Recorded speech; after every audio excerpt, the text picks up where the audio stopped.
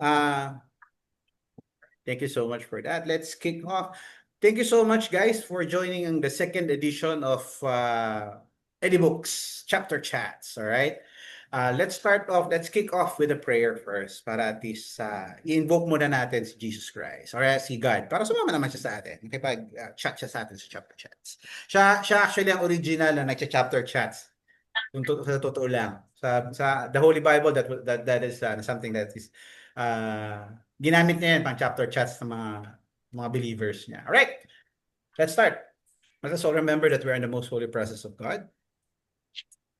Father God, please bless everyone who is now here with us in the books chat. Please bless our loved ones. Continue blessing them and covering them with your precious blood. Protect us from the snares of the devil, both the earthly and spiritual realm. Continue blessing everyone, especially those who are in this Kaizen journey with us.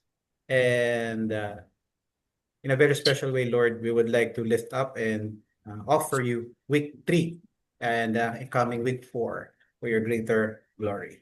All right. This we ask in most holy name. Amen. Amen. All right. All right, guys. Thank you so much.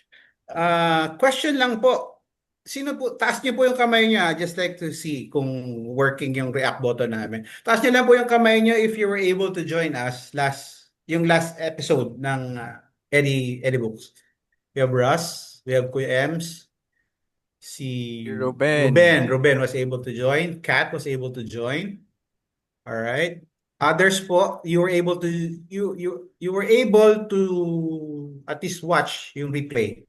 Tama ba? Yeah, si William. William said that it was earlier.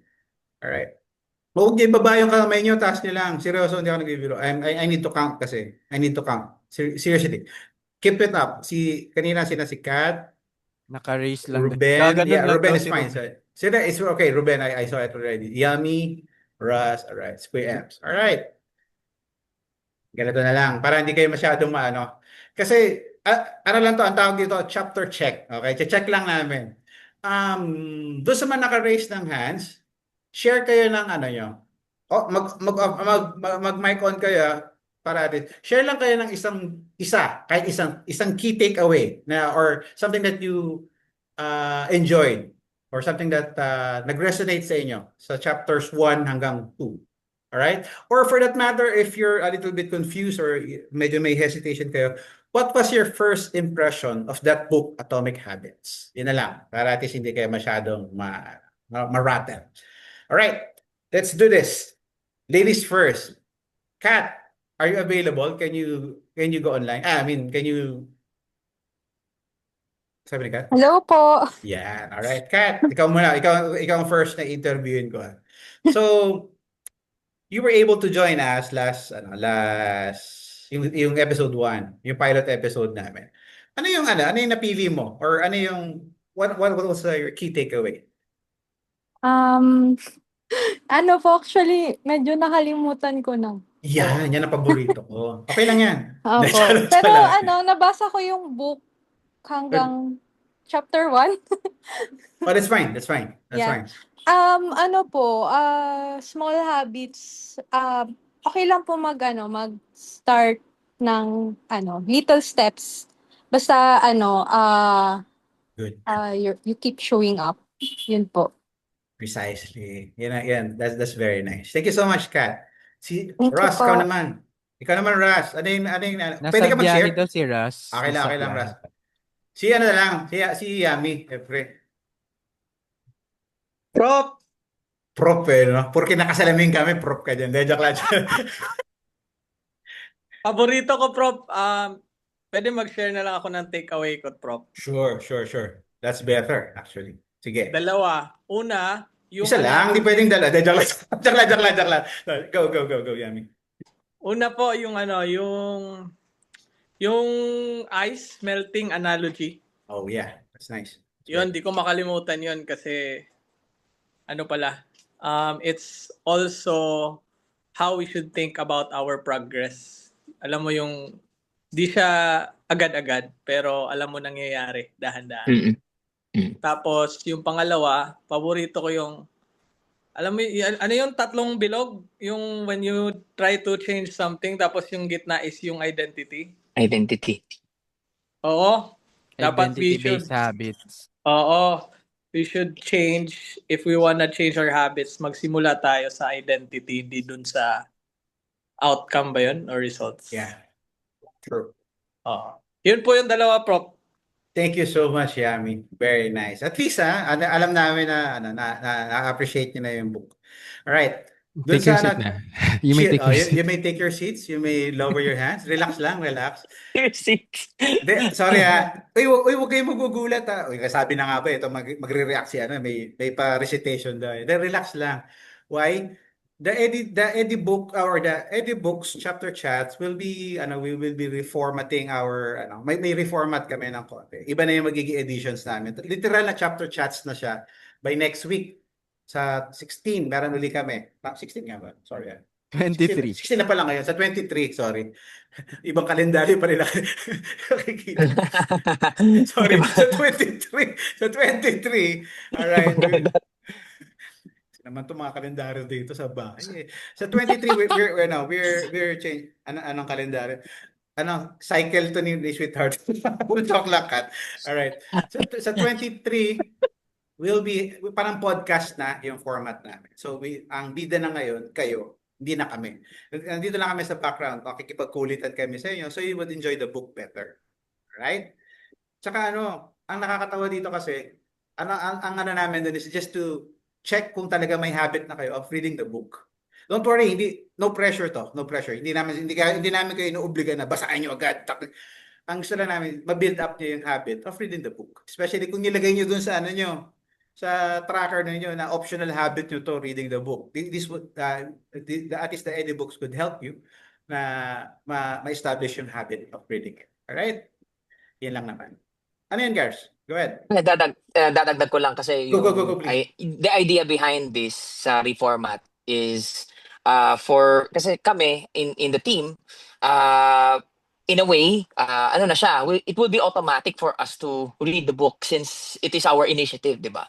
But we want to also gauge the perspective of you guys, yung mga magpa-participate. Kasi baka meron kayong takeaways na hindi namin na-catch din or vice versa or something like that. So we will do it in a discussion format na para magkaroon talaga nung lively discussion na siya. And makakapag-sharing talaga din. And yun, hindi namin parang yun no pressure, and at the same time pwede rin mag-share ng stories, real life applications, yun. Yun din kasi yung habol natin lahat, 'di ba? Yung magkaroon tayo ng yung sa isa't isa, yung reflections ba? Agree. Na mga gusto nating mga makuhang habits kasi nandito tayong lahat sa Kaizen to develop nga to improve yung version 1 natin maging version 2 na. So if meron tayong makukuha from someone else, why not, 'di ba? Maano din natin siya. So yun lang. Kuya Dich, thank you. Thank you so much, Gars. Actually, yun ang tama si Gars. We would like to hear your story also. Yun ang namin. That's our aim. All right. Thank you to sa mga bagong pasok. Hi, Natsu. Thank you so much for joining. All right, guys, shall we start? We are now at chapter 3, 4, and 5. All right. Next, read on kayo. Advanced reading na kayo. 6, 7, 8 tayo. Next. Yes. 6, 7, 8. Advanced reading lang. Tapos share na lang tayo. All right. Any books? Let's start with the introduction of chapter 3. Pasensya na kayo, mahilig talaga ako literal ako kasi taga-intro dito, kaya intro boy ako dito sa Eddie books, all right. Actually, here's the funny thing about chapter 3. Remember when I started, yung isa puro kwento to eh. Yung first when I started when we kicked off the pilot episode, we started with the story of James Clear himself. Diba? Do you still remember kung ano yung issue ni kung paano nagsimula yung Atomic Habits? Naalala nyo? Can you type in the chat kung ano yung naalala nyo? Kung paano nagsimula yung Atomic Habits? Ano yung nangyari kaya nabalihan siya ng ilong? Medyo, very close. Nabalihan siya ng ilong. Headshot ng bat. Alright. That's the exact thing. The baseball bat. Precisely. Ito naman, if you were able to read chapter 3 already, prior to the introduction of chapter 3, alright, could you if you have an idea already, do you know kung sino naman yung central character dito? Dun sa ano? Sino yung ginamit ni James Clear na example? May idea kayo? It's okay if you don't have an idea. Can you type in sa chat kung kilala niyo kung sino yung tinukoy or sino yung naging central character dun sa chapter 3? Yung ate girl na ER. Hindi pa yung ER nurse. Pero you're very close. You're very close, Russ. Siya mismo, hindi. Ay, sorry. Pero yung ER nurse later. That's very nice, Russ. Now we believe that you're reading. Mamaya, hindi discussion si ER nurse. Maganda yung kwento. Si Ari. Hindi si Ari ang ano. Si Ari, siya ang nag-spearhead ng Eddie Books. Alright? Pero hindi siya yung central character ng chapter 3. Alright, sige. So we could move on. Ang central character sa chapter 3 sa introduction niya is actually si Edward Thorndike. Edward Thorndike is an psychologist. Ang maganda kay Edward Thorndike, ang specialization is behavior. In particular, meron siyang favorite, animal behavior. Okay? Ang nakakatuwa dito sa animal behavior, so question nga pala. Sige, sino yung mahilig sa animals dito? Heart na lang para at least para makita ko kung sino yung mahilig sa. Si Ari mahilig sa animals yan. Hindi nga kami dadalaw sa bahay ni Ari. Alright. Hilig sa animals. Sino si Kuya Kaloy, si Ras, si Kat? Ano mga animals sa mga nyo? Could you query lang sige. It's okay if you like to share. Ano yung mga favorite animals niyo? You could talk with us, please. Pwede nyo i-on yung mic nyo. Jellyfish! Pusa and dogs. Sea lion. Pusa and dogs. Sea lion. Favorite animal. Rhino. Capybara. Sailing po. Ang hirap. Bigla ako nalungkot eh. Hindi ako makarelate doon sa mga animals, mga malangya. Joke lang. Alright. Here's the funny thing about animals. Alright. Though ang central animal na ginamit ni Thorndike is yung cats, alright? Ang nakakatawa, regardless of the animal that you're taking care of, napansin niyo sa kanila, napansin niyo if you're training them for something to do or if you're training that particular animal to do something, napansin niyo kung gaano kabilis yung response or reaction time niya as the day goes by or as the training goes on. Halimbawa, have you ever trained your cat, in particular, sige cat na lang, or dog, kung paano makakakuha ng sarili niyang food sa dispenser?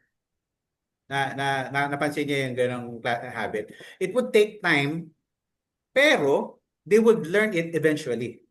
Especially kung medyo medyo makulit yung animal. Ang nakakatawa pa dito, sabi lang naalala ko lang, sabi ng isang animal behaviorist na nakilala. Sabi niya sa akin, oy DJ, hindi lang sa mammals yan, hindi lang sa mga warm-blooded, even the cold-blooded ones, even the fish, even the reptiles, kaya nila yan. They could learn a particular behavior. Nagulat ako doon. Really? For insects, arachnids. Si Ario mahilig sa mga ganitong klaseng animals. Alright? They would eventually learn that particular habit. Ang nakakatawa dito, yun yung ginamit ni James Clear saka ni Edward Thorndike para ma-explain further si chapter 3. Alright? Kung paano nako-condition yung utak natin to build habits. Discuss ko to dun sa introduction din ng pilot episode. There are only 4, alright? Cue, craving, response, and reward. Ganon din lang yung behavior ng central character din ng cats. May cue lang siya.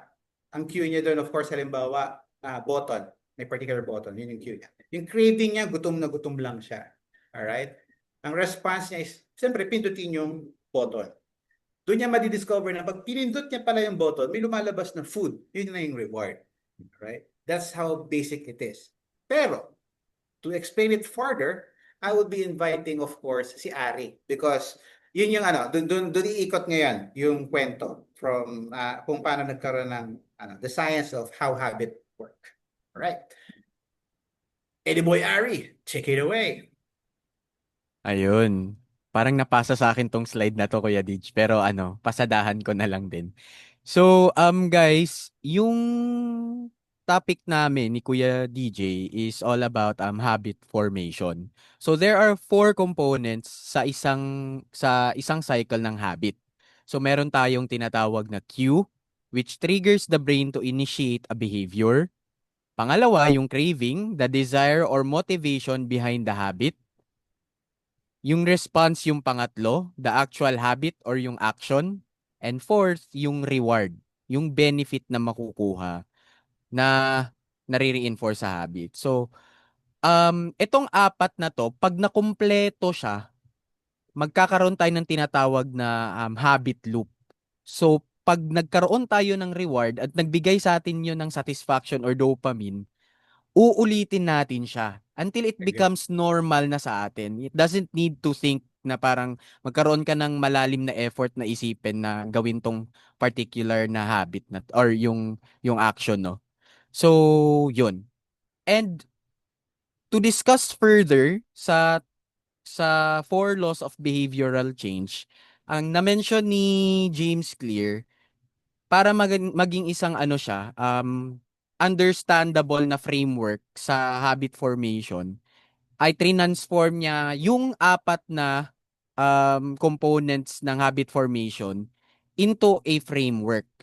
So, ito yun. So, ito yung tinatawag na four laws of behavior change. So, how to build good habits. So, yung unang law is yung make it obvious.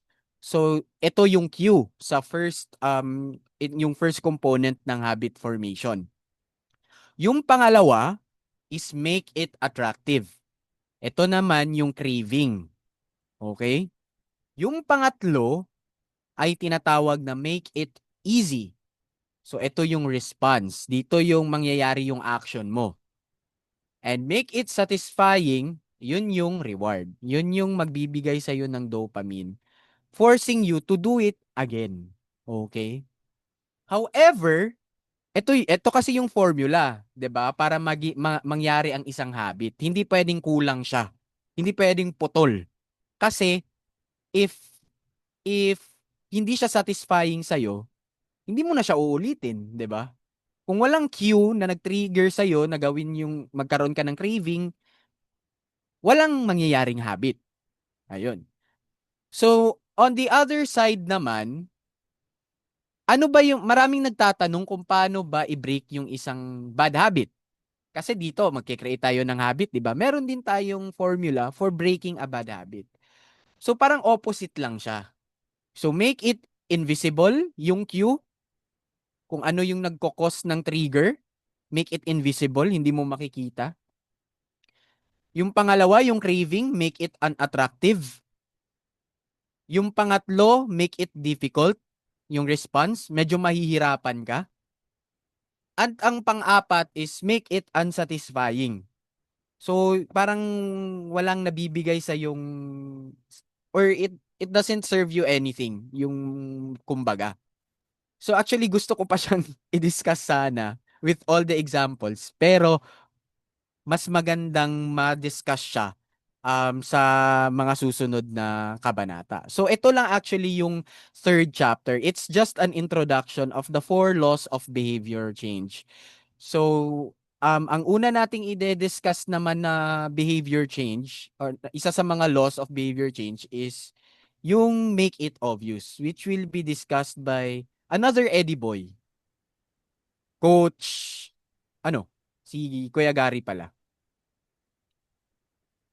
Ayun, dere. Ako muna sa first part ng Sorry, si Coach pala. So chapter 4, ang title niya The Man Who Didn't Look Right. So from the title itself, yung story nito nag-start based dito. So may isang paramedic na nakita yung biyenan niya during a party. Then sinabihan niya yung biyenan niya na medyo hindi maganda itsura mo. Although yung man na yon, kung tayo titigin sa tao na yon or do sa biyenan niya, masasabi naman natin na mukhang okay naman siya. So, sabi ng biyenan niya parang palabiro. Sabi, ikaw din, parang hindi ko rin gusto yung itsura mo, parang gano'n. And then, sabi niya, seriously, he didn't look right, sabi niya gano'n. So, what happened then, parang sinugod siya sa hospital. Then after some tests, may na-detect sa heart niya na mayroon siyang clog sa kanyang major artery sa puso. And then after that, hours later, so yun, nag-undergone siya ng surgery because of a possible stroke. So imagine that, kung hindi lang dahil dun sa unang tingin nung paramedic na yon, dun sa biyanan niya, parang paano nalaman, 'di ba, nung paramedic na may ganun or mangyayari yung ganung bagay, 'di ba? So based dun sa book ni James Clear, so sinabi niya na through experience ng paramedic, kumbaga naka-develop siya ng something in her brain na parang hindi niya ma-explain kung ano yung nakita niya. Pero based sa science din naman, dun sa book din, sinabi na once na ang isang tao is parang nearing a stroke or heart attack, parang yung mga blood natin, nagpupunta siya sa mga essential organs, like say siguro sa heart or sa ano pa ba yung mga essential organs natin, lungs, mga ganun sa brain. So then nawawala siya sa mga parang hindi naman ganun ka-important factor or important na muscles natin. So like for instance, siguro sa face nung biyanan niya. So parang siguro namumutla. So yun. Another story dito na pinresent ni James Clear is imagine yung mga during Gulf War. So ang magandang napanood ko dito yung kay sino nga ba to? Si Mission Impossible. Yun. Ano pangalan ni Mission Impossible? Tom Ki- Cruise. Tom Cruise yun, si Tom Cruise. Tom Yung Cruise. recent niya lang regarding dun sa submarine, di ba? Parang ganun yung story niya. So, imagine yung mga battleship ng mga sinaunang panahon, di ba? Or even yata ngayon. So, not familiar sa mga battleship. Kumbaga, nakatingin lang sila sa radar. So, yung time na during Gulf War, may isang may commander doon sa ship na yon na who ordered a missile shutdown. Although ang nakikita niya sa radar niya was merely parang similar dun sa mga ah, airplanes or yung battle planes ng mga nung kumbaga yung ka-team nila. So same team sila. So yun yung nakikita niya sa radar. So parang same speed, same altitude. Pero ano yung nag-trigger dun sa lieutenant commander na yun to order a missile shutdown kahit na mukhang parehas, 'di ba? And yun nga, luckily, tama nga yung kumbaga parang intuition niya na missile nga yun na directed towards them. No, na kung hindi nila or kung hindi niya na-order yon, malamang wala na yung ano, yung battleship nila. Then, next example provided by James Clear is yung sa mga museum curator or kahit siguro si Coach Loy kanina, 'di ba? Makikita niya kung fake yung isang kahit expertly crafted yung isang imitation ng product like sapatos or yung mga museum artifacts. Sa tingin pa lang, as in tingin kahit hindi niya hawakan, alam niya kung fake, 'di ba? Parang kumbaga naka-develop yung mga ganong klaseng tao or expert ng something within themselves na sa parang hindi nila ma-explain din paano nila nagagawa 'yon. Next is yung mga hairdresser, 'di ba? Halimbawa, yung mga nasa mga salon, 'di ba? Parang hawak pa lang sa buhok ng isang client nila or ng customer nila, alam na nila kung buntis, 'di ba? Parang ang gagaling. And then so ang sabi ni James Clear, with enough practice kasi makaka-pick up tayo ng mga cues. So ito yung first cue natin that will that predicts certain outcomes without consciously thinking about it. So automatically, yung brain natin, na-encode natin yung mga lesson na na-learn natin through experience. And hindi natin lagi ito ma-explain pero nandyan siya eh. Kumbaga may natututunan tayo pero hindi lang tayo aware na nandyan siya. Isipin natin yung hunger natin, 'di ba? Parang ano yung nagti-trigger sa'yo na magutom ka? Parang inherent na siya sa katawan natin na parang pag kumalam yung sikmura natin, alam natin na gutom tayo. Parang kahit wala tayong makitang cookie sa, let's say, sa kitchen, 'di ba? Parang makakaisipin natin parang kumalam yung sikmura natin, parang that's the cue na gutom tayo, 'di ba? So yun yung surprising sa insights about our habits, 'di ba? Minsan hindi tayo aware na may mga na nakaka-build tayo ng habits nang hindi natin inaasahan. Like for instance, minsan automatic na tayo na pag-aalis tayo, ano yung mga ginagawa natin sa bahay, 'di ba? Cellphone, wallet, kumbaga mini-make sure natin and susi, 'di ba? Mini-make sure natin na nasa bag na natin siya. Kaya parang gano'n yung mga cue natin na tuwing aalis tayo, yun yung lang yung routine natin ng ginagawa.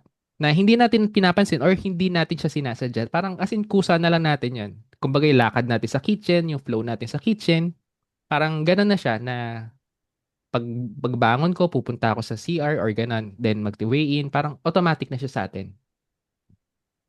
Then, pero it also makes us, yung mga ganong habit, it also makes us dangerous din. Kasi as habit forms, yung actions natin under the direction of your automatic and unconscious mind. So you fall into the old patterns before you realize what's happening. Like for instance, sino dito yung mga nakikipag-usap sa mga friends natin na lagi nanghahampas, di ba? Parang hindi nila namamalayan na mahilig pala sila manghampas, di ba? And yung mga tao na kapag nagsasalita, yung mga or tumatawa, nagtatakip ng bibig. So, kumbaga, naging ano na sila, parang mannerism matawag doon. Parang ganon. Parang nakasanayan na nila. So, ano pa ba ya? Yung mga tipong pag magsasalita, sasabihin, ay, sorry, may sasabihin lang ako. Parang ganon. Di ba? Yung mahilig mag-sorry kahit wala namang ginagawa. So, ayun yung mga, kumbaga, usual na nangyayari sa atin na hindi natin napapansin na nade-develop na natin siya. So over time, yung cues na yon that spark our habits become so common that they are essentially invisible. So yun nga, sabi ko kanina, hindi natin siya napapansin. So yung response to these cues are so deeply encoded na sa ating katawan na feel like the urge to act comes from nowhere. So 'di ba? For this reason, we must begin the process of behavior change with awareness. Pero sabi ni James Clear, before we can effectively build new habits, we need to get a handle of our current ones. Sabi nga, until you make the unconscious conscious. So, yun yung i-discuss sa atin ni Gary, kung paano natin, paano tayo magiging conscious dun sa mga unconscious habits na nade-develop natin. Para alam natin kung anong babaguhin natin or kung may babaguhin ba tayo. So, yun. Ayan, thanks, Coach JC. So, ang akin namang i-discuss is yung sa continuation ng chapter 4, which is yung build na nga natin ng good habits and possibly pag-remove na din ng bad habits, di ba?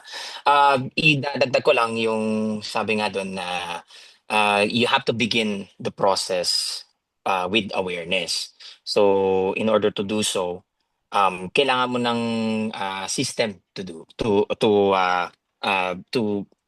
navigate dun sa mga nakasanayan mo na, and you can now gauge kung alin dun yung ikikip mo, alin dun yung alisin mo. But before that, merong kwento ulit si author James Clear kasi for the start of this discussion sa Habit Scorecard, diniscuss niya in summary yung Japanese railway system and kung gaano ito ka-effective and one of the best in the world nga, sabi niya. Meron silang particular habit na nabuo yung mga operators doon. Tatawag nilang pointing and calling. In our I guess in my perspective, ang pagkakaintindi ko dito was sa train stations nila, basically may mga nakadestinong tao on every like every section of the station, and then yung pag-load and loading and unloading ng mga pasahero, minomonitor nila talaga mabuti, talagang may nakatingin. And then kapag clear na yung platform at wala nang pasahero, doon na magsesenyas na sila doon sa operator na pwede mo na isara yung pinto, and then pwede na tayong mag-proceed. Dito yung attention to detail na yun yung highlight eh. Kasi uh, yung sistema na yun na nabuo ng mga Japanese, allowed them to reduce accidents or errors sa kanilang mga train stations. Specifically nga na-note ko dito yung numbers, parang 85% na na-reduce talaga yung errors, and na-cut nila accidents by 30%. Tinry itong gayahin actually, na-discuss din briefly ni James Clear. Tinry ito gayahin ng New York City pero hindi nila na-execute ng maayos.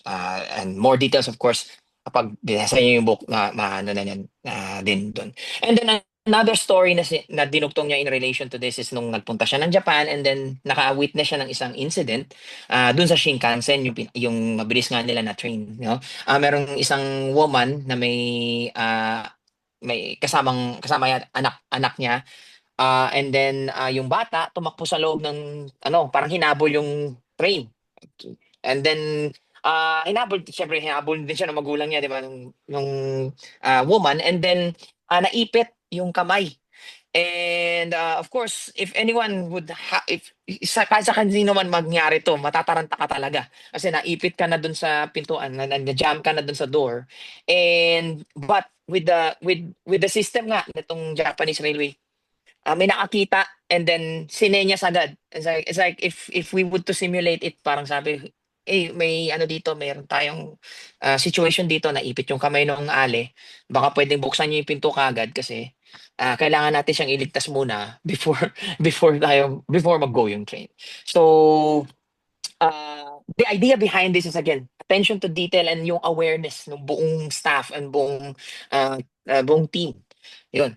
So basahin ko lang isang key insight. Our brain builds habits based on what we frequently see and do. So yun, frequency, repetition, nandun siya, na-highlight siya dun sa story na yun kasi imagine kung walang nakatingin na employee to perform a safety check.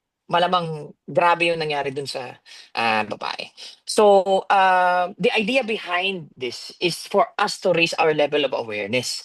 Many of our failures in performance are attributed to lack of self-awareness. Ako, I can attest to this kasi if sa work, if hindi ako aware na nagiging lackadaisical na ako, or hindi ko na nagagawa yung task ko, it will affect my performance. So obviously, lahat tayo in iba-ibang industry, iba-ibang working industry, iba-ibang sectors, we understand kapag hindi tayo aware na tayo ay nakaka-build na tayo ng bad habits sa work, for example, maapektuhan nun yung ibang mga bagay, and it will give a chain of effects in the long run, diba? So yun. Ano pa ba? Yun. So this helps explain why consequences of bad habits can sneak up on us. And para maagapan natin to, we need a system of pointing and calling din. So diyan napapasok yung habit scorecard. We need to become aware of them. This is where the habit scorecard comes in, writing down current habits and labeling them as good, bad, or neutral.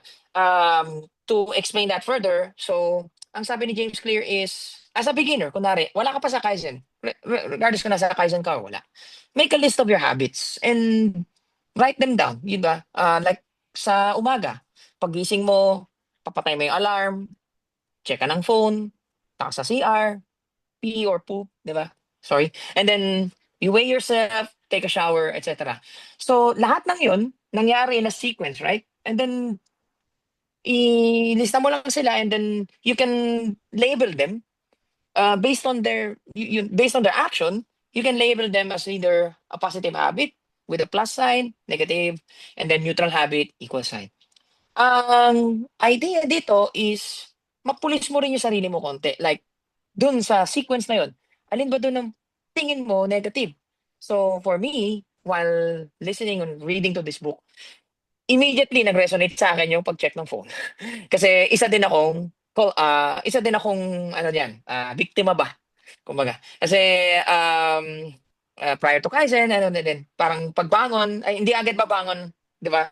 May tendency na i-check ang phone, mag-doom scrolling, so on and so forth. Hanggang sa nasanay ka na sa ugali na yun, and hindi mo na mamalayan, 30 minutes na yung lumipas, imbis na gumayak ka na para pumasok, yun.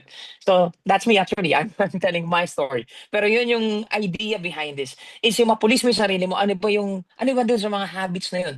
Yung tingin mo ay, teka lang, kailangan kong take a step back and parang nakakasama na yata sa akin to. So, yun yung idea behind yung pagle-label.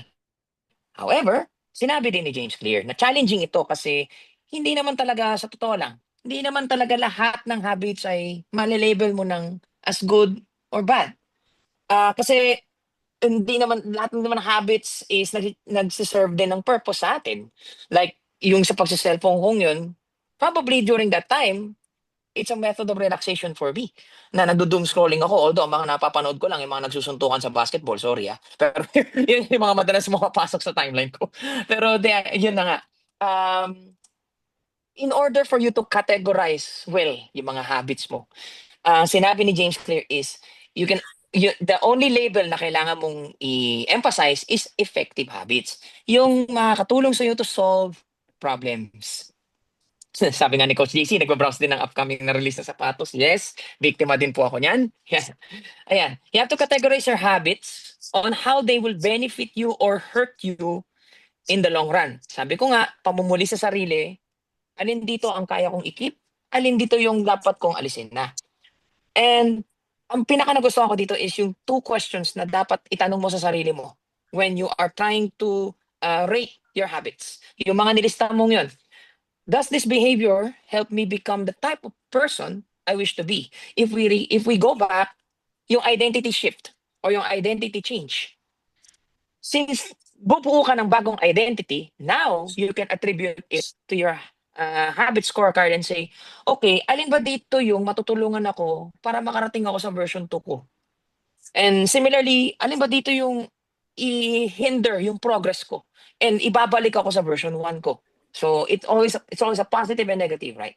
And then another question is, does this behavior, ito I think si Mama Claire yung nagsabi nito, cast a vote for or against my desired identity. Yun. Sa malapit na sa pagtatapos din ng chapter na yun, sa habit scorecard, sinabi ni James Clear na you don't have to change anything. Just observe yourself. If sabi ko nga, if baguhan ka pa lang or if you're new to this stuff, ilista mo lang muna sila and then just go with the flow. Kung ano yung ginagawa mo, yeah. Do not change anything, just observe and notice what is going on. Now, also don't judge yourself, don't blame yourself if may nagawa ka mali. Or in vice versa, also don't praise yourself agad if you did something right. Diba? So hanapin mo yung balance mo doon. And acknowledge yourself then if something like sabi niya doon, yung example niya is if yung tao na to kumain ng parang cheat meal during the day, address mo lang, acknowledge mo sarili mo, ay, kumain ako ng donut ngayon, alam ko naman na masama to sa akin dahil nagkakat ako, for example, pero ginawa ko na siya. Parang gano'n. I-acknowledge mo pa rin na you did it. Kasi the key there is for you to be aware of it. And ang importante doon is alam mo yung ginawa mo. And later on, mabibuild mo na to the habit nga na, oops, ginawa ko to last time, hindi ko na siya gagawin ngayon. And similarly for the good habits, i-note mo lang, i-journal mo kung nag-journal ka na or i-list down mo lang siya sa notes mo and then sabi, uy, kahapon nagawa ko to. Nagawa ko mag-steps agad sa morning, kunwari. Ituloy ko lang to for the next few days. Let's see how it will benefit me in the long run.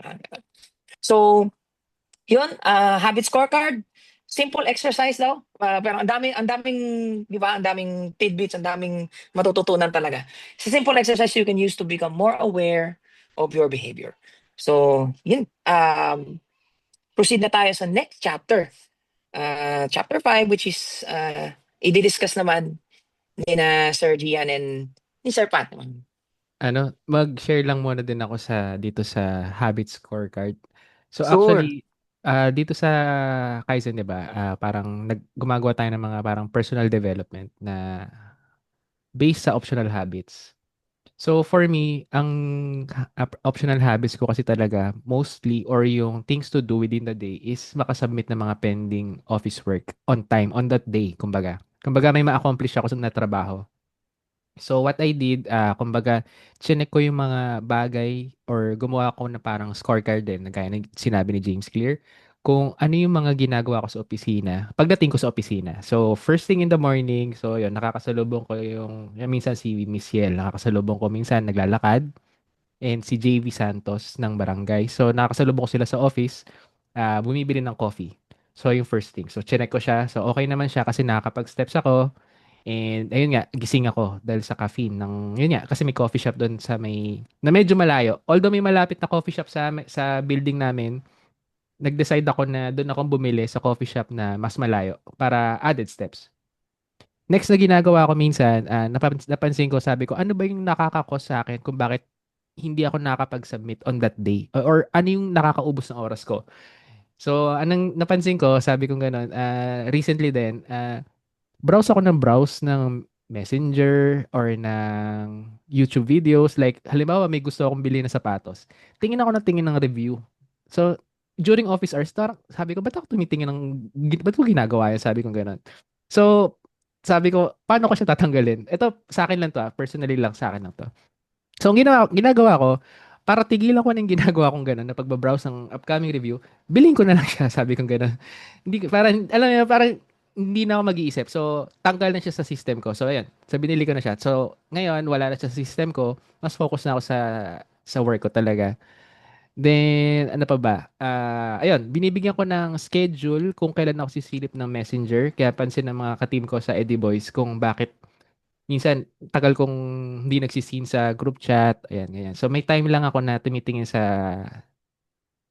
group chat namin. And then, ayan, lunch break, steps, kumbaga, doon ko siya sinisingit na although may option ako to sleep, ang pinili kong ilagay sa scorecard ko is yung to take the step. Kasi although bulker ako, parang sabi ko, gusto kong i-hit yung 10K steps per day. Kasi nga, di ba, parang may study na about sa longer life expectancy, parang something like that, na if you hit 10K, minimum 10K steps per day. So, yun yung ginagawa ko sa sarili ko. Kaya pag nasa office ako talagang minsan 13K ako. As in, alam mo, imagine mo, bibili ka lang ng kape, nakaka 13K ka. Then, ayun nga, yung pag-inom ng tubig. So, yun, chinek ko rin yun na yun yung madalas nakakako sa akin kung bakit ako tumatayo sa upuan ko is nagre-refill ako ng, ang tawag dito, ng water bottle ko. Then, sa kakainom ko ng tubig, ihi ako ng ihi naman. So, which is good, di ba? Kasi, nakiklench yung body ko, nakakakuha ako ng steps, nare-relax yung mata ko sa computer. So, yun. And at the end of the day, ayan, napansin ko, yan, nakakasubmit naman ako on time and nagagawa ko yung mga committed kong commitment for the day sa work. So, yun.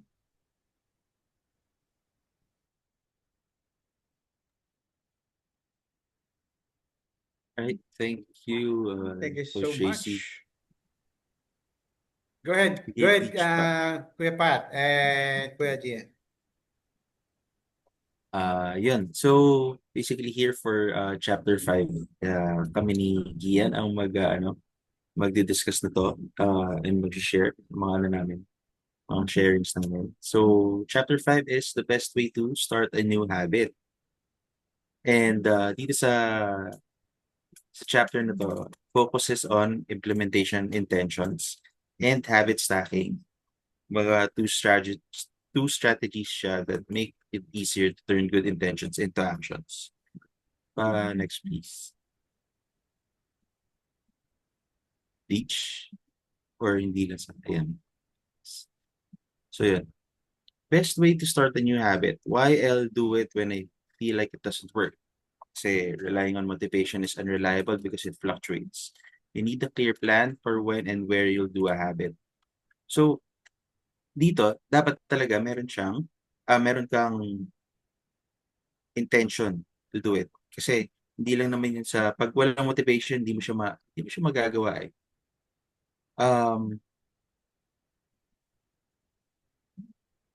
Yung parang backed up siya kung isipin nyo. Hindi siya yung parang, kasi i-attribute ko siya sa pagiging graphic artist or graphic designer. Kasi kapag feel mo lang, minsan you leave it up to fate, or kung tawagin ng iba is spirit of the mouse. Kung saan lang dalhin ng mouse yung design mo. So minsan nagiging bara-bara siya, minsan naman din okay din. So basically, what happens is your design is unintentional. And more often than not, you get a result that is sometimes nice, but also sometimes it can go the other way, which is parang you feel like it's not finished. You feel like you could do more, but you don't know what to do next because it was a half-baked plan. You just did it like if you felt like it. So, there's no intention. Parang pwede natin siyang sabihin tulad ng, oh, hindi, papapayat ako. And it stops there. Di ba? Parang, oo, papapayat na ako, tapos cricket sounds, crick, crick, crick, crick, crick, nothing happens. So, parang pag ganun, pag sinabi mo papapayat ako, yung mga cues mo dapat maano, 'di ba? Ang nakakatuwa to kasi hand in hand yung mga ano yung yung chapters natin. Yung mga cues mo dapat magets mo na yun eh. Um, papayat ako. So, pag may nagbukas ng chips, alam niyo yung feeling ng ano, para malaman kung anong chips yun. Or minsan yung cues mo kapag sa ano sa office, tulad na sa amin dati, may nagluto ng pancit canton. Mamaya niyan bumibili na yung iba. Susunod na rin yung iba sa ano, bumili sa baba sa convenience store ng ano, ng pancit canton din kasi ang bango-bango nga, 'di ba? Very intense. So yun yung cues natin nun. So if sasabihin mo papapayat ako, kailangan may plan na parang tanggalin mo, maging aware ka. Tanggalin mo yung mga cues na yun. So parang pagdating din sa ano, sa pagde-design, come up with a plan.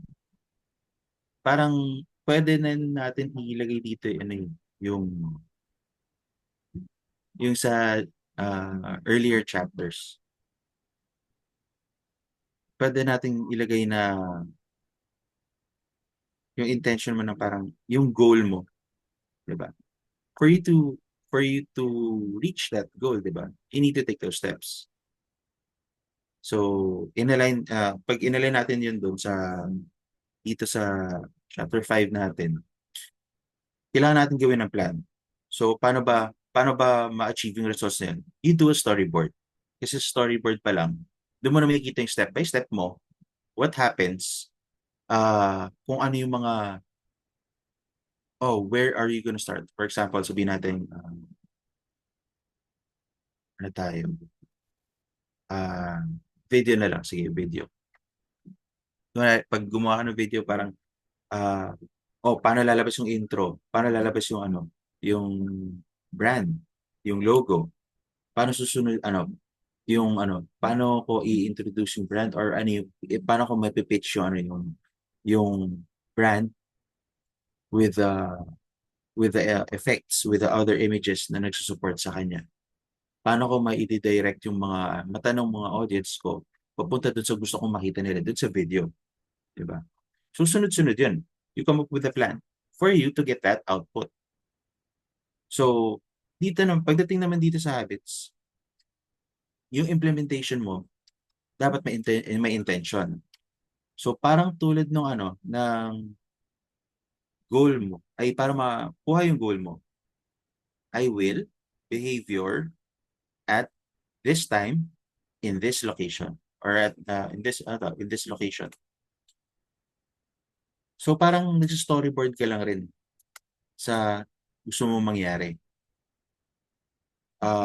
For example, yan, I will meditate for 1 minute at 7 a.m. in my bedroom. Kasi pag nagpaka-specific tayo, natatanggal yung spirit of the mouse natin or yung spirit nung kung kailan lang natin gusto gawin. Siguro pwede ko rin siya, ewan ko kung nakikita nyo to. Rubik's Cube kasi to. Ito kasi, intention mo dito, lagi, is to make a certain move. Gagawa ka ng certain move para mapupunta mo yung isang tile, kung tawagin nila, sa isang lugar. So, siyempre nahawakan ko, no? Cue ko kaagad na parang gusto ko i-solve. So, dun pa lang, may isip mo na kagad, ano yung gusto kong mangyari? Or ano yung mga steps na kailangan ko i-take para mabuo yung cube. Parang ganun dapat natin i-base, kumbaga, sa buhay natin. Kumbaga, we have to have those specific moves na gagawin natin para kuha yung desired result. Pwede pa next slide.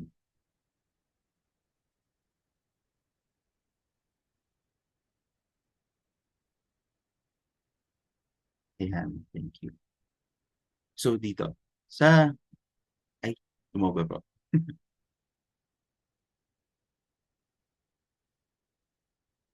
Sorry, ito na ba yan? Ayan. So, how do we start a new habit? You basically have to have that formula, di ba? After ko, kunwari, after ko malagay yung isang tile na to sa part na kung saan siya dapat, doon ko siya dapat sunod ano yung susunod na tile na gagawin ko. So you see those steps na kailangan mong gawin. Or for example, doon na rin sa sinasabi ko kanina, gagawa ako ng video as a graphic designer. After ko, kasi ang design rin pala, may layering din yan eh. Parang habit stacking din siya. So if ako, may kailangan ako ilagay na may gusto akong mangyari, I need to know which comes first, which comes second. Kasi hindi siya pwedeng bara-bara lang din. Kasi pag lalagay mo lang siya, para kang gumawa ng, sorry sa word, pansit canton. Tinapon mo lang lahat sa isang pan. Ma-hope mo na maluluto siya, pero you don't get the desired result. So, for example, siguro sa paggising ko na lang din. Ako kasi dati, nung before Kaizen, parang hindi ko inakala na ganun pala yung mga ginagawa ko nun. Doom scroll, tulad na sabi ni Eddie Gary kanina. Doom scroll, hilata ka lang, di mo namamalayan, malilate ka na pala.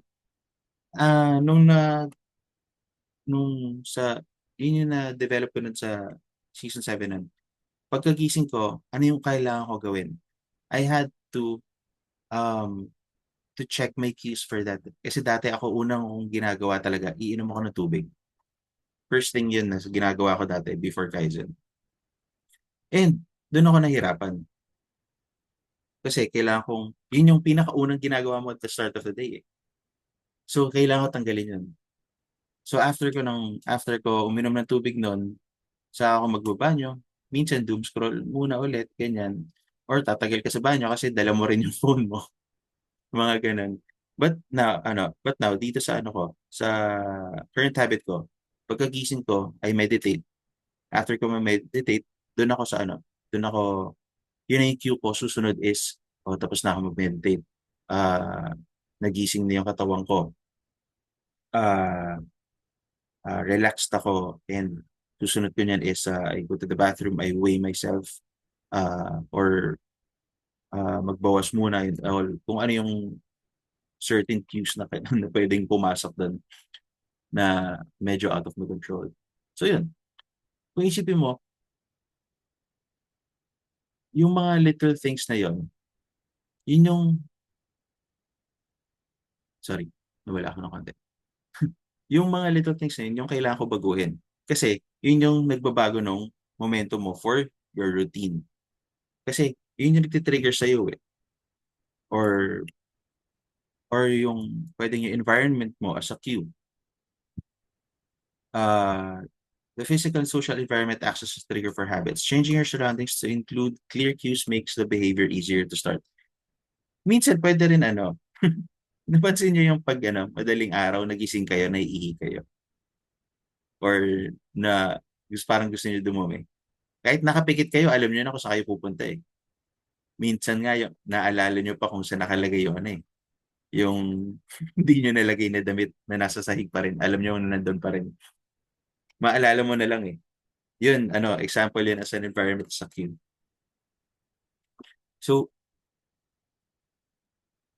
basically, pag sa habit stacking kasi, yun, kailangan mo ng intention. Balik ko lang kailangan mo ng implementation intention. Kailangan meron siyang behavior and time. Tapos, para mas link mo pa yon sa strategy, para malink mo yon para maging effective yung strategy ng pag-habit stacking. Kailangan siya sunod-sunod. After nito, after ko pour ng cup of coffee, magme-meditate ako. After ko uminom ng tubig, kailangan ko ng pumunta sa banyo or stuff like that, diba? Kasi yung yung power ng cues kasi na-emphasize niya yung trigger eh. Na-emphasize niya yung behavior natin. So by making the cue for your new habit obvious, dun mo na-increase yung pag-follow through do sa gusto mong behavior eh. Tapos syempre isipin na natin to, kailangan may specific plan ka. The less na kailangan mo mag-rely dun sa willpower, mas likely ka magsasucceed. Dito mo natatanggal yung, ano yun, yung pagka-unsure mo na nagli-lead sa procrastination, ganyan, and failure. So, doon pa natin mas mas mananaig, mananaig yung yung gusto natin mangyari na mag-form ng new habit. Sorry, pinasok pa rin ulit talaga yun. Next is magdi-discuss si Ian. Sir Pat. Wala na eh. Audible ba ako? Audible. Rinig niya ba ako? Yes. Okay, thank you. So, sige. So, dito kasi sa last part, no, isa-summarize natin yung key concepts ng tatlong chapters natin na diniscuss namin.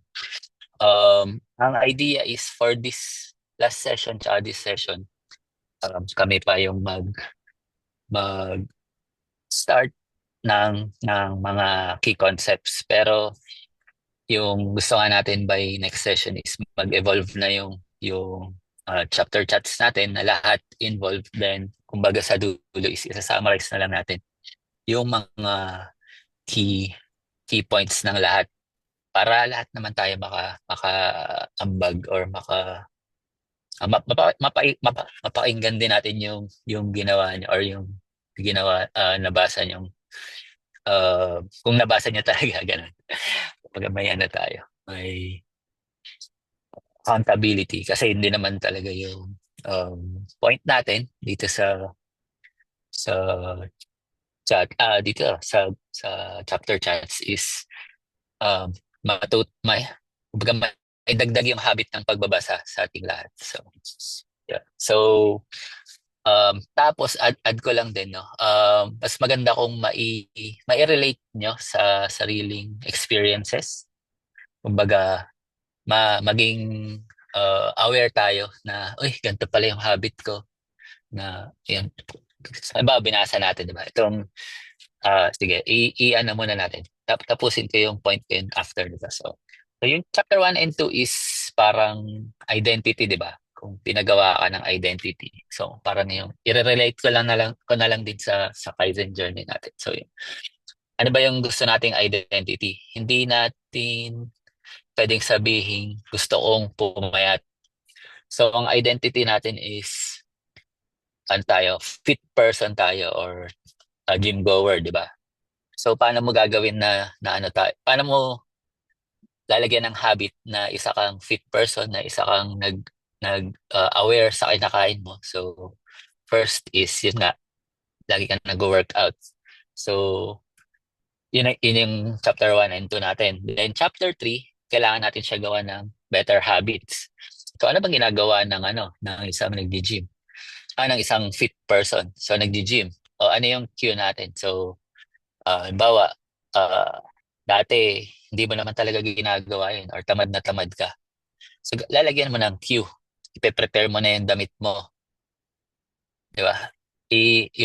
Yung pang-gym mo, naka-ready na bago ka matulog kung umaga ka nag-gym or nag-run.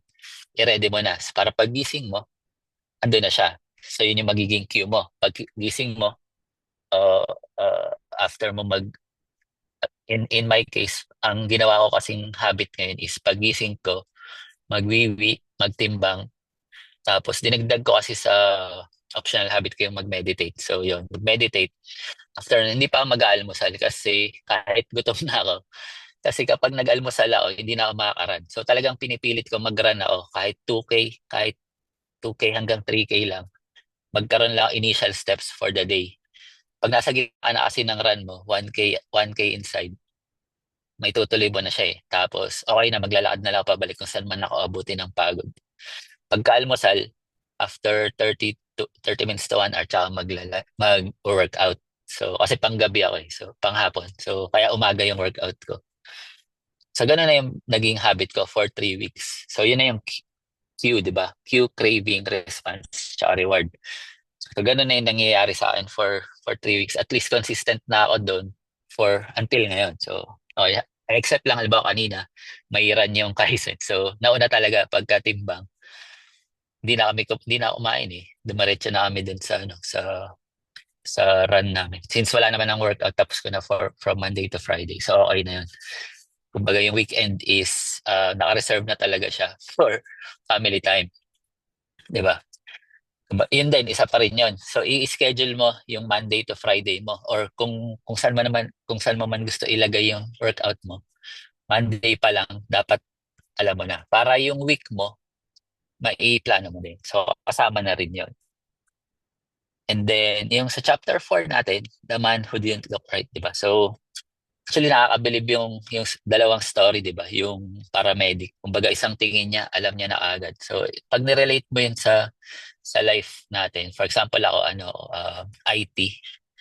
So, halimbawa, nagbigay ng requirements yung business, di ba? Pag sinabi niya sa akin yun, alam ko na yung gagawin ko. Ganito yung gagawin ko. Pero since alam ko yun kasi 15 plus years na ako nag-work. Pero pag binigay ko yun sa taong gagawa na, tatanong pa niya ako kung ano yung steps niya. So, di ba? So, nandun yung kung paano gumagalaw yung utak natin na kapag may binigay na requirement yung business, alam mo na kung saan mo kukunin lahat. Ganun. Pero yung sa mga apprentice mo, is dine-develop mo pa lang. So, ganun naman talaga 'di ba sa IT or kung saan ka man nag-work. Pag matagal ka na, medyo sanay ka na. Pag bago, kailangan mo talagang i-train. So, add ko din yung environment na. Kasi itong Atomic Habits, matagal na yung book ni Nori nito. Nabili na niya siguro nung pandemic pa. Tapos, kaya pala nung may panahon na, di ba pandemic sa work from home, ang ginawa namin, nag-set up, malaki kasi yung bedroom namin dati. Doon na rin namin nilagay yung office namin, 2 office table andun. So katabi ng kama, 'di ba? Pag napagod ka mag-work, hihiga ka, which is madalas. So kaya pala niya, dito ko lang din na-realize, kaya pala niya pinalipat tatlo lang naman yung kwarto sa bahay. Pinalipat niya yung kwarto namin sa maliit, yung kwarto ng mga bata sa malaki. Tapos yung isang maliit, dun yung office namin. Para yung office lang talaga. Hindi ka gagawa ng ibang bagay dun. Hindi ka matutulog, hindi ka magbibihis. Hindi. Bihis kasi nandun yung cabinet niya, yung sa akin nasa kwarto. Pero ganun. So ang point ko lang is environment. So kapag ang nandun lang sa lugar is yung laptop, table, tsaka chair, ang mindset mo is mag-work ka lang sa lugar na yun. So, sa kwarto, ang mindset mo lang is magpapahinga ka lang sa lugar na yun. So yun yung dito sa sa chapter 4, no. Then sa chapter 5, habit stacking na tayo. So ayun nga, ganun din, kailangan kasi natin i-start yung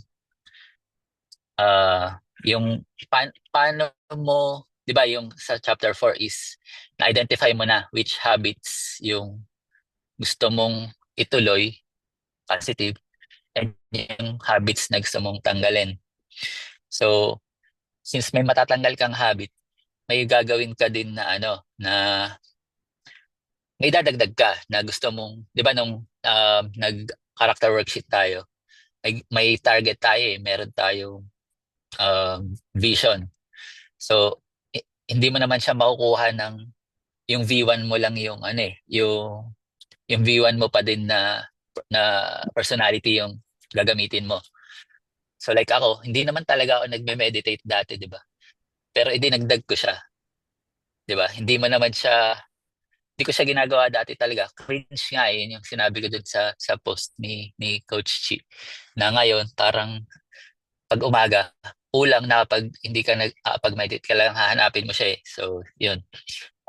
Tsaka nakakakalma talaga siya. Kumbaga, i-start niya yung araw mo. Pag in-start mo yung araw mo ng nagme-meditate ka, actually, nag-download akong app kasi hindi ko naman talaga alam yung ginagawa pag nagme-meditate.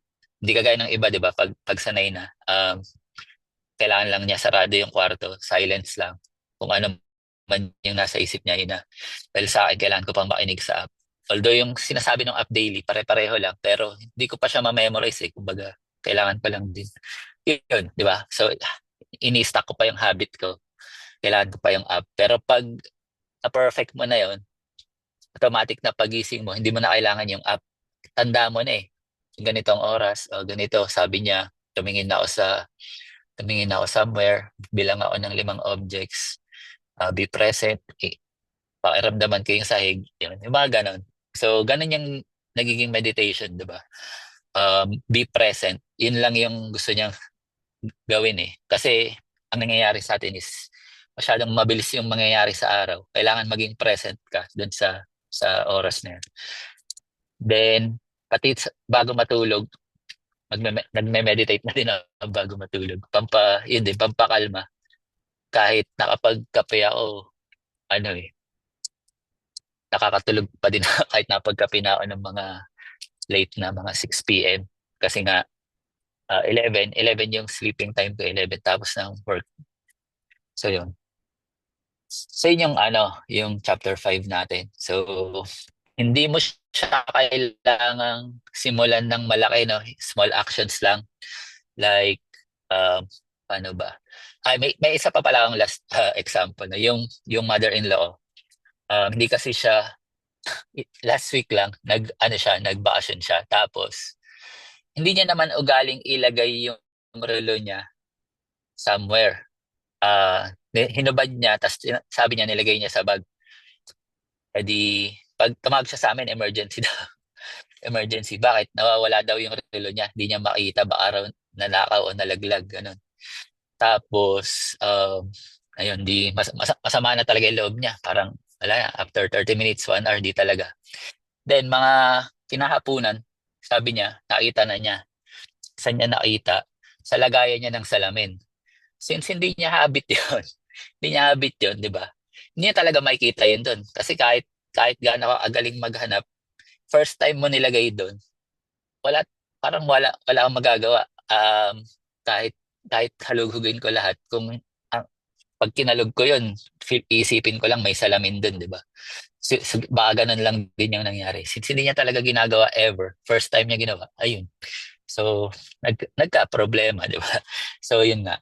Yung mga small things natin na ginagawa, medyo may mga factor talaga siya. Then, ayun, yung isa palang pet peeve ko sa bahay, yung yung switch ng kusina namin, ilaw sa kusina, is may patungan.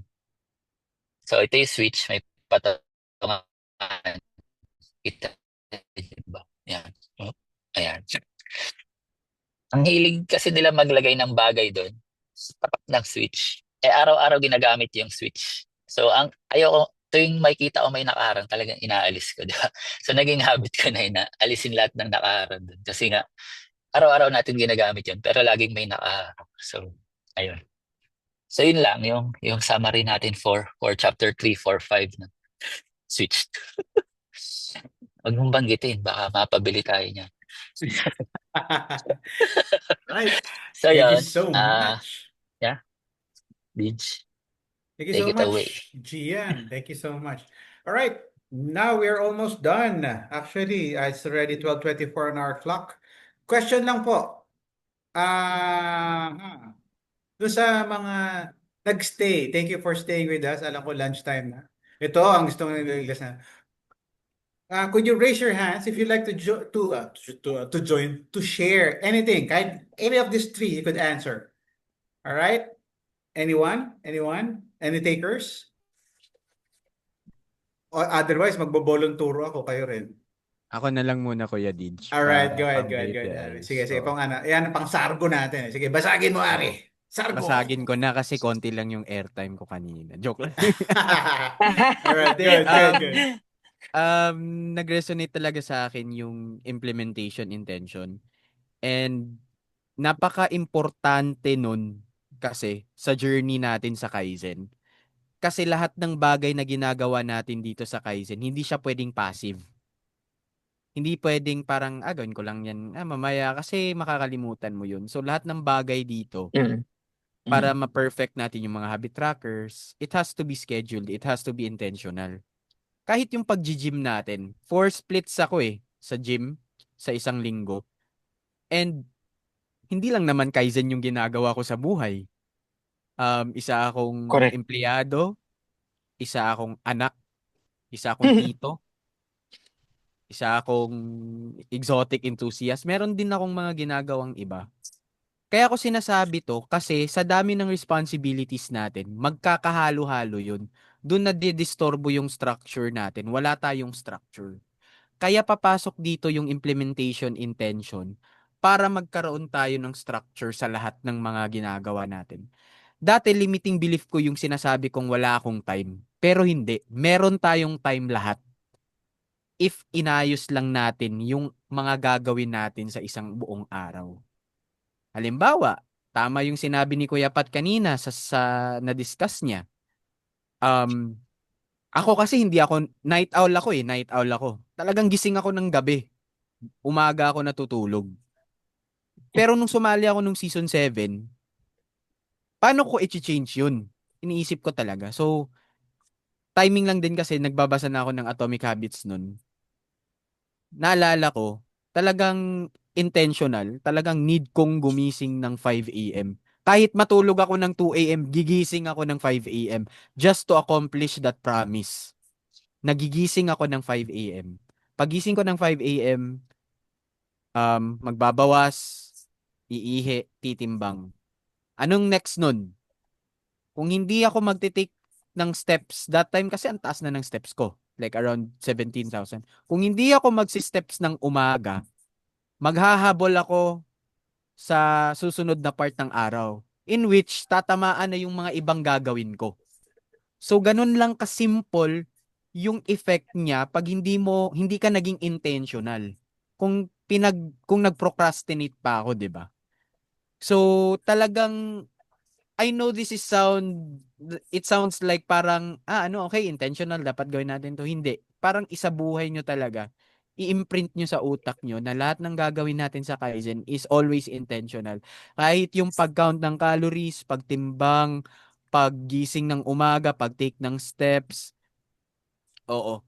Kasi ang dami nating pwedeng gawing rason for that Pero, yun lang, tanungin mo lang yung sarili mo. Niloloko mo lang ba yung sarili mo? Or talagang totoo yung sinabi mong meron kang rason? Oo, 'di ba? So parang ganun lang siya. It has to be intentional lahat ng bagay dito sa Kaizen. It has to be intentional. Sa mga bago natin, sa newbies natin, yun talaga yung number one na gusto kong matutunan ng lahat. Lahat ng bagay dapat intentional kayo. Kasi kung hindi, mabilis lang mag-slide off sa inyo lang yun Bilis nyo lang bitawan yun. So yun lang yung magandang take away ko. Yeah, be intentional at reasonable din. Not reasonable. Reasonable. Yan, naka-raise Alright. na hand si Ay, Quiz raise na. Ems. Quiz Quiz Ems. Zen. Sige, Kuya Ems, Kuya Ems. Yan. Hello po. Good Hi. afternoon. Happy Afternoon. lunch sa atin. Go So, ahead. i-share Share. ko lang yung takeaway ko kanina. Kasi, kailan to? Nung isang araw, may pinapanood akong preaching sa YouTube. Okay. So, nasaktuhan siya na parang habits din yung topic ng pastor. So, ang sinabi niya doon, actually saktong-sakto din. Feeling ko binasa niya tong Atomic Habits Ang sabi niya, kung gusto mo mag-start ng isang habit na gusto mong tumagal or na gusto mong maging habit mo, dapat gawin mo siya gawin mo siya in a way na hindi malaki kaagad or hindi big time man kaagad. Kasi nga 'di ba sabi natin, sa Kaizen. Consistency is better than intensity, di ba? So sabi niya, for example, gusto mong mag-journaling. Pwede namang ngayong araw, isang sentence lang. Kahit na hindi ka pa sanay mag-journal, isang sentence lang. And then, gawin mo lang yun. Ituloy-tuloy mo lang siya everyday. Tapos, darating kasi yung point na merong isang araw na, ay, parang mas gusto ko pang dagdagan to. So, magiging 2 na, magiging 3 na. And then, parang progressive overload din. Di ba? Nagigets nyo ba? Parang ang ganda lang din kasi parang kung choice mo na magbago talaga, hindi naman, yun yung mali sa hindi naman siya mali. Parang yun yung, parang nagiging general practice kasi ng mga tao na, ay gusto ko magpapayat. Sige, mag-gym ako ngayon at saka bukas. Tapos after 1 week, na burnout na siya. Ay hindi, sige next year na lang ako magpapapayat ulit. 'Di ba? So, yun, ang ganda lang din yun nga, lahat ng bagay, hindi ka naman magaling kaagad or something. Parang, yun nga, 1% every day, dapat mag-improve ka. Basta may improvement. Tapos, yun lang guys. Thank you, Eddie Wow. Boys. Thank you so much, Kuya Ems. That was beautiful. 1% lang, ano? Ganda talaga ng ano eh. Actually, pinapractice na natin yan sa Kaizen. Hindi talaga kailangan malaki. It's just 1%. Kaya natin yan. Naalala ko yung sinabi ni Mami Claire last session natin, na everything that you do is a vote to the person who you want to become. So, yun, kung gusto mong pumayat pero hindi mo naman ginagawa yung mga need mong gagawin, like mag-adjust ng calories or yung kahit mag-adjust ka ng kinakain mo, is contradictory dun sa goal mo. So, yun, parang one vote na yun para sa person na hindi talaga papayat. Yun lang. Right. Ayun. Coach Dagdag JC, lang ako. Alright, Coach JC, Oo. go ahead. Kaya kung mapapansin nyo, maalala nyo yung isang lesson 1 yata yun, or lesson 2 yata. Parang binigyan talagang diin ni Sisi na yung value ng habit tracker natin. Pansin nyo? Di ba parang sinabi niya, parang seryosohin natin yung habit tracker, parang yun din yung ginagamit niya. Kasi kung mapapansin nyo yung sa chapter chats natin ngayon, sa topics natin, yung binanggit ni Eddie Boy Ari kanina, yung sa workout. Pansin nyo, nasa habit tracker siya. Do you plan of working out tomorrow? Di ba? Then, yung kay Champ Patrick kanina regarding dun sa habit stacking, nandun siya sa first thing in the morning, di ba? What are your plans to do today, di ba? So, write 2 to 3 things na gagawin mo. So, ayun siya. Kaya kung mapapansin nyo talagang pinag-isipan talaga ni Sisi yung paggawa ng habit trackers natin para to guide us din, di ba? Na, yun nga, to build yung habit na gusto nating mabuo. So, yun, nasa sa atin na lang din. So, yun, kaya in-urge namin kayo na seryosohin talaga si habit tracker. So, yun. Pat, why are you raising your hands? So, dagdag ko lang rin. Go ahead. Ito naman para sa returnees. Malamang nahigits na natin yung natin yung groove natin. And somehow it becomes second nature to us, which is yun na nga, habit stacking na siya for us, di ba? Pero ang isa sa mga takeaways ko kasi, recent lang rin to. Siyempre, bring up na naman din na ulit natin si Mama Claire, di ba? Si Mama Claire, kausap ko ng isang beses. And nag-a-ask siya sa akin ng yung sa design, na parang, bakit hindi ganun gawin mo? Eh ako, as a graphic designer, meron na akong flow eh. Pero, ginawa ko siyang cue for me na parang, uy, pwede pa rin naman kasi yung ibang design ng ibang tao, yung ideas ng ibang tao. So ako, nakita ni Mama Claire yan sa akin na parang aligaga ako. Parang sabi niya, oh ano no, OC ka. Parang ganun. Sabi ko, oo Mama Claire kasi dapat ganito, ganyan, ganyan yan. Nagsimula na tayo noon sa ganito. Pero, for you to have that goal to be better in all the things that you want to do, mental cue ko na yun sa akin kahit hindi yun nakasulat. Sabi ko. Tapos, andun din, bumabalik din yung sinasabi ni Sisi na, puntahan mo muna. So ako, talagang kahit ang lakas sabi ko, hindi, OC ako Ito yung design Parang ganun. Kasi parang nasanay din ako sa branding guidelines eh. Pag nagsimula na yun, huwag mo babasagin yun. Pero, sabi ko, if I want to be better then, dapat magawa ko ng paraan na nandun pa rin naman yung branding. So, inayos ko. Ginawa ko pa rin. Pinuntahan ko yung sinabi niya na design. And it still worked. 'Di ba? Kahit naglalaban sa'yo na napakalakas nun eh. Kasi ang tagal ko ng graphic designer. Tapos, may hindi graphic designer na magsasabi sa akin na idea niya. Hindi, sige, ayusin mo. So, yun. Yeah, Sa habits tama line yun. na yun, mabubuo rin yung sarili mo na parang Rubik's Cube. Yun. Kumpleto Nabuo ka. na nga. Yung tiles mo na yun, naayos mo.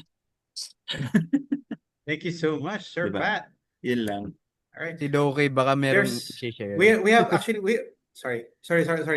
We have actually 3 questions dun sa ano, pero the second question is a little bit tricky. Medyo maganda. So we would just like to check if you're still with us so we could end our session today. What is that one new habit that you would like to do for season 8? One lang. We don't need that grand ano. What was the new or the brand new habit that you would like to start for at least for season 8?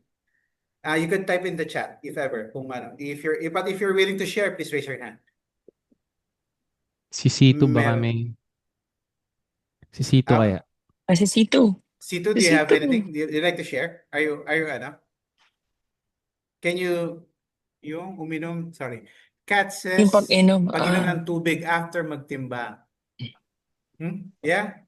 That's for your yeah, si Doc Ollie. Doc Ollie. Calorie counting. Sorry. Ayun, Doc Ollie. If may something ka na outside din ng habit tracker, pwede din. Optional, yun. Gusto niyo gawin. Standby. Doc Ollie, please go ahead. Hi, good afternoon po sa Eddie Boys. Thank you for this podcast. Ayun, tapos na ako mag-drive naghihintay na lang ako kaya join na ako.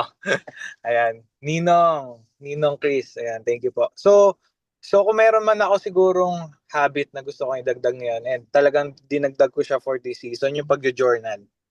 Yan. Usually kasi hindi tayo, di ba nga nung nag-share tayo, remember Ninong Chris, tayo mga lalaki kasi talagang hindi naman tayo pala journal eh. Baga, pero yung ginagawa natin sa Kaizen is journaling. Kaya kung meron man akong gustong i-add, talagang yung pagjo-journal. And talagang nakakatulong siya. Talagang very helpful siya ngayon. Lalo na nung tinuruan tayo dun sa Powerhouse regarding about journaling. Kasi ako, talaga mostly, nagjo-journal ako about yun sa Bible. Yan, Bible verse. Pero yung pagjo-journal ko yung mga nangyayari sa pang-araw-araw ko, yung mga wins ko, and even yung mga struggles ko in everyday, hindi ko talaga siya nagagawa. And nakakatuwa lang kasi yung pagbibuild ko ng habits na yun, nakikita ko na nag-i-improve siya. Nakikita ko na yung habits na ginagawa kong yun, talagang malaki yung impact niya, lalo na sa journey ko ngayon dito sa Kaizen. And siguro take ko na din yung opportunity for this podcast na magpa-thank you sa inyo kasi nakakatuwa lang. And yun sa sinabi ni Brother Ems dun sa isang pastor, nakakatuwa kasi bigla ko naalala yung sinabi niya dun eh. Kasi tayo mga tao, we hope to get something talaga sa buhay natin, di ba? We hope to get like a better marriage, we hope to get a better career, we hope to get a better physique, better lifestyle, marami.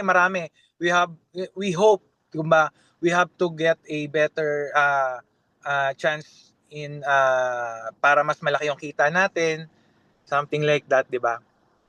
Pero sabi doon ni pastor, hope will not you hope is parang sinasabi niya doon, hindi tayo makakarating kung hope lang yung meron tayo. We have to build a habit. So, yun. Ang ganda lang kasi na-remind ako doon sa na-remind ako doon sa sinabi ng pastor na yan. And even spirituality wise, pwede natin siyang gamitin, yung pagbibuild ng habits. Kaya yun, thank you po. Thank you, Eddie Boys, for this podcast. Nakakatuwa. Alright. Yeah. Thank you Yun so lang po. much. Thank you so much, Doc Ali. O nga pala, guys, if you're interested, sige, erase natin doon sa Powerhouse. If you like to do a rerun of that journaling night, maganda naman actually. Or kung pwede nilang gawing online para mas marami yung reach, we could do that also. I-ano natin, request natin sa mga taga Powerhouse. Kasama naman natin yan sa Clan of Champ. Alright, up next would be Nins, si C2. C2, what would you like to share for us? Uy, Hello wala si... po. Ayun, alright. Ayan. Go ahead, Nins, go ahead. Hello, C2. Um, to answer lang po yung question, to be Yeah. honest, sabi Go ko nga ahead. kanina, hindi ko na tinuloy yung chat ko. Yeah, So nga naman. haba na. So sabi ko, napakadami ko po talagang new habits ngayon na talaga namang nagbe-benefit sa akin. Pero siguro yung consistent journaling, totoo po yun. Kasi iba yung meron tayong release or meron tayo, wait lang, bababa lang po ako kasi nasa Grab po ako eh. Ingat, Ayun. ingat. Pero iba kasi yung yes, dito na lang po. Ay, sorry po. Yun. Iba Mamada kasi pa. yung release ng yung yung sa thoughts natin, 'di ba? Kasi nga, yun, as someone po kasi na nagjo-journal din, sometimes yung pagjo-journal po kasi ginagawa natin kasi parang paggulo na yung thoughts natin. So through writing, na-organize natin, naiisa-isa natin yung mga ano bang kailangan kong gawin today, ano ba yung goal ko today. And then at the end of the day naman, babalikan mo siya and you'll appreciate yourself na ay nagawa ko pala to today. Ay nakaya ko pala, ay na-survive ko pala. Okay, check, check, check, ganon. And eto sa Kaizen, syempre, parang as someone po na bago, nakita ko, of course, part talaga ng development is yung mind natin, yung emotional, yung control natin, yung mental state natin din, nakaka-affect din yun dahil nga sa new habits sa physical. But eto na yun, dito na ako naputol. So as much as good naman talaga yung physical activities, yung new habits ng exercise, ng lifestyle natin, but we cannot function po kung hindi din maayos yung mental state natin, kung hindi rin tayo nakakapag-release ng problems natin. Though, di ba, kasi minsan nagiging escape plan natin or parang diversion yung physical, yung exercise, pero 'di ba sometimes meditation din naman yung walking, meditation minsan yung pagbubuhat, minsan 'di ba ang lalim ng iniisip natin pag nag-exercise, pero you have to self-check din. Parang ano ba yung sinasabi ng heart ko? Ano ba sinasabi ng mind ko habang nagbubuhat ako? Healthy nga ako physically, but yung heart pa din, yung mind pa din, it's really important for us na it's really important na maayos din natin yon for us to function, for us to really have that 360 transformation. Kasi kung wala yung mind natin, yung heart natin, what is transformation, 'di ba? So, ayun. Thank you so much, Nins. That was beautiful. Ang ganda. Ang ganda na, Nins. Alright, and our last sharer, before we go. And boys, wag kayo aalis ha. Last words niyo mamaya. Alright, let's go for Ivan. Ivan John. Go ahead. Hello, good afternoon. Hi. Narinig po. Yeah, loud and clear. Okay, so tapos na ako mag-drive actually. Alam ni Ari yan. Kung saan yung destination. Lente si Doc Okay, so Ivan. yung ko, yung dinagdag ko na optional habits for this season na I think beneficial sa akin is yung meditate talaga sa umaga. Di ko pa siya na-master actually. Kasi for previous seasons, I tried applying it pero di talaga siya And then na-realize ko na, if you start with a clear mind, parang you will become self-aware sa mga actions mo. Dahil na sa akin na very highly toxic yung work environment ko. Minsan may mga like kahapon, as in morning. Grabe talaga yung ano ko, cutting pa. Super irritable talaga ako kahapon. And then I found out na kulang pala ako sa kain. And then yung heavy ko na Hungry app, lang. parang naging mini journal ko na rin yun. So, nilook back ko lang yung anong nilagay ko doon.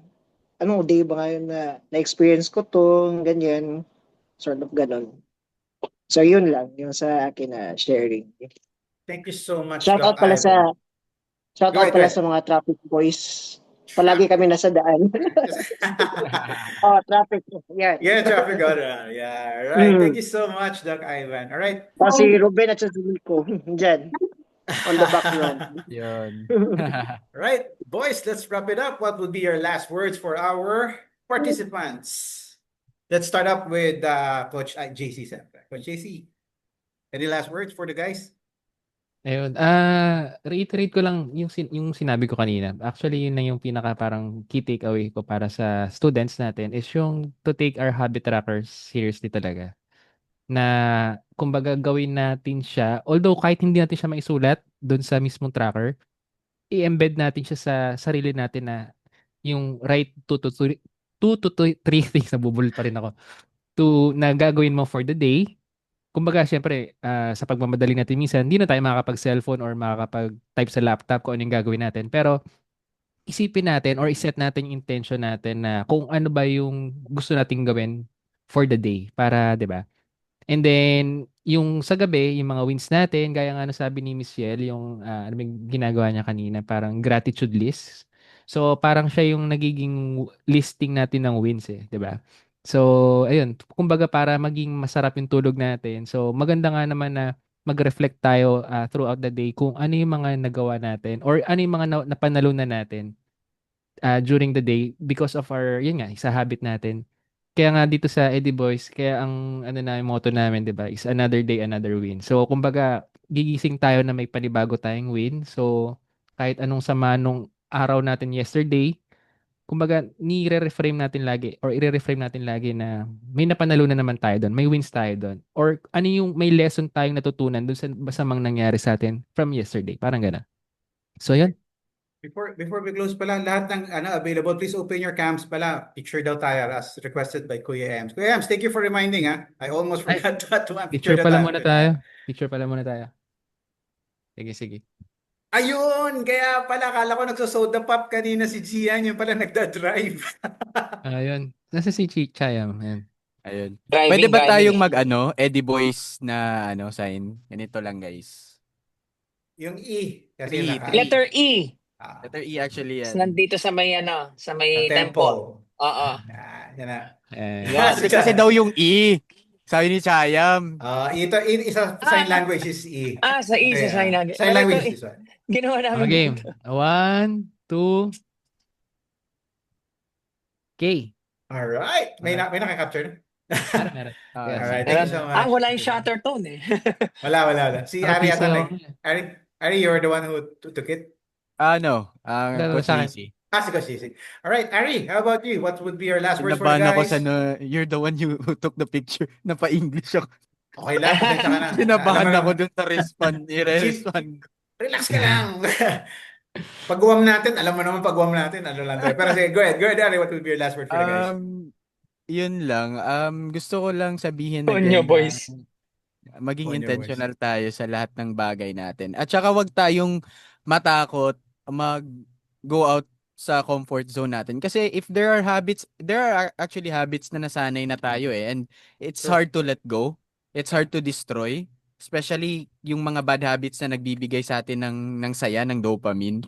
Yun kasi yung problem natin minsan eh. Ayaw nating magsimula ng bagay. Ayaw nating maging fit because comfortable tayo dun sa zone kung saan na ayun, nakahilata ka lang sa bed mo. Yung mga ganun, 'di ba, nagbibigay sa atin ng dopamine. Pero yung effect nun in the long run is pangit. So wag kayong matakot in creating new habits na parang napapagod kayo that only means na parang nagpo-progress kayo. Sabi nga ni Mark Manson, I just came across to his quote. Si Mark Manson is yung author ng The Subtle Art of Not Giving a Shish. Yun na yun. Sabi niya doon, grow, growth is destructive. So, you can't become someone new without destroying who you used to be. So, yun lang. Kailangan nating i-destroy yung bad habits at embrace yung mga bagong gagawin natin to also discover kung ano yung magiging potential natin sa future as we go through this journey. Yun All lang. right. Thank you so much, Eddie Boy Ari. Up next will be Eddie Boy Garz. Ayun. Ari, take it away. Ayun. Nagre-resonate sa akin in general talaga yung initiative namin ng team namin kasi kasi guilty party ako nung hindi nagbabasa, hindi nagjo-journal. Ayan. Lahat yan in a blink of an eye. Hindi ko na rin napansin. In 3 weeks, ayun. Like, I actually bought the audiobook kasi mas ano sa akin yung nakikinig ako. And beneficial yun kasi kahit nag-gym ako, kahit sa work ko na rin meron akong bakanting 10 to 15 minutes, papakinggan ko yung Atomic Habits. Hitting two birds in one stone yun kasi sa akin, ano yun, magno-notes ako dun sa topic na i-discuss namin and at the same time, pati ako nakikinabang doon kasi ang dami ko natututunan na bago. It turns out na yung Kaizen pa yung magiging daan for me to learn something new. And I appreciate that every day. And yun nga sabi ni Coach GC, inilagay ko sa option na habit ko, share ko na lang din is everyday parang tuwing gigising ako, mag-ano ako ng mag-ano ako, meron akong statement of affirmation or or gratitude. Parang sasabihin ko lang, thank you Lord for another day. Thank you Lord na hindi umulan kagabi. Parang gano'n. Or thank you basta yung pasasalamat.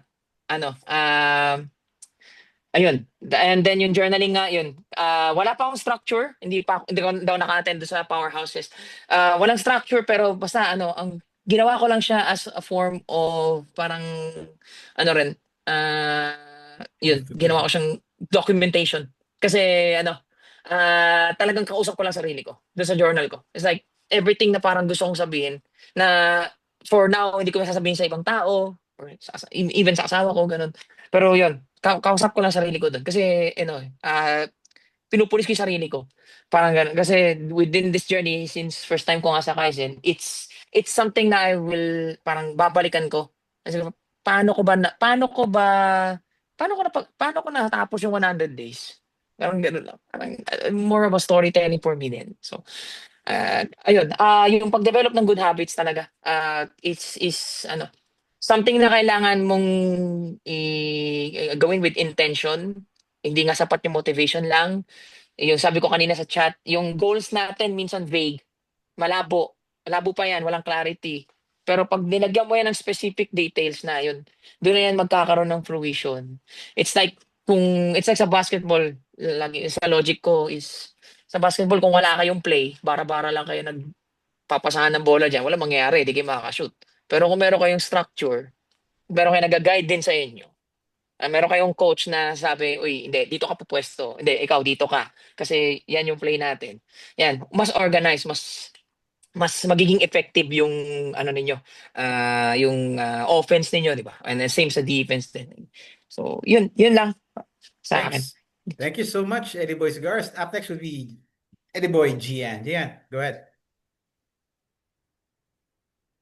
Sabi sa'yo, girls, huwag ka mamasa eh. Oo Para nga eh. shoot lang. Shoot. Pag nakuha ng goal, Tira ka. nakaagad.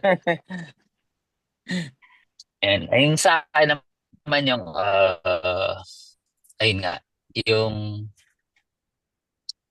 maging, yung, parang nasabi niya halos lahat eh. Ewan ko ano pa sasabihin natin sa rapat. Pero yung nga, maging get out of your comfort zone na. Kasi mag-start ka ng bagong habit. Hindi talaga siya madali. And yun naman talaga yung natin, yung goal natin dito. Kung madali siya, gagawin siya ng lahat ng tao. So, nandun tayo sa place na hindi lahat ng tao kayang gawin niya yung ginagawa natin. So, push lang sa bagong habit. And then, kung gusto niyo magtanggal ng habit, like, yun pala, inaalala ko on a personal note, yung tinanggal ko yung mga games, di ba? Parang nagbawas talaga ako ng game sa phone ko para hindi ko siya tapos wala siya sa kasi yung first 'di ba yung iPhone, so lahat ng icon nandun sa pwede mo yung piliin kung ano, so wala, nilagay ko sa malayong page yung mga distracting para hindi ko agad siya makita, 'di ba? Yun nga yung environment. So, environment cue. So, hindi ko siya makikita, hindi ko siya maalala. Kaya, ayun. Yun, bawas na lang talaga sa doom scrolling kasi pag nag-add Mobile Legends, ang ganda ng laro. Huwag lang maiisipan mo. Bawas din sa doom scrolling. Dapat yun. All Ayun right. lang. Thank you so much, Ian. And lastly, of course, si Sir Pat. Sir Pat, go Yes, ahead. everyone. Yun.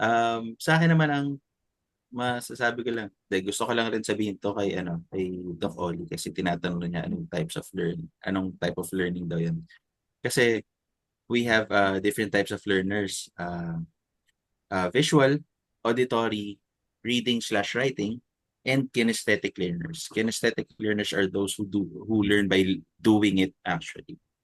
So dun sa paggagawa natin ng habit trackers, nasa slash off kagad yung visual, reading, writing, pati yung kinesthetic learners.